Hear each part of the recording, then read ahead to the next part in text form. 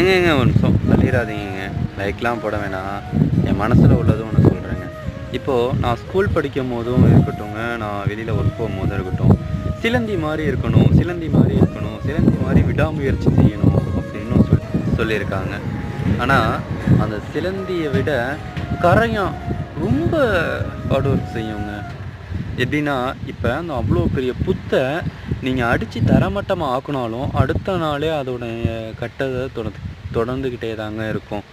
அதே இதை நம்ம மீண்டும் மீண்டும் அழிச்சிக்கிட்டே இருந்தாலும் அந்த இடத்த விட்டு வேறு இடத்துக்கு போய் தாங்க அதோடைய இதை தொடங்கும். அப்படிங்கிறத விட அதுலேருந்து நான் என்ன சொல்ல வரேன் அப்படின்னா, நீங்கள் என்னதான் இருந்தாலும் இந்த மாதிரி கரையா மாதிரி நானும் விடாமுயற்சி எவ்வளோ தோல்வி அடைஞ்சாலும் விடாமுயற்சி செஞ்சிட்ருக்கேன்னு ஸ்டேட்டஸ் மட்டும் வச்சுட்டு இருந்தால் பத்தாதுங்க உலகத்தில். நம்மளாம் தன்னம்பிக்கையாக எழுந்து நம்மளாம் இறங்கி செய்யணுங்க எதாக இருந்தாலும். அப்போ தான் வெல்ல முடியும்.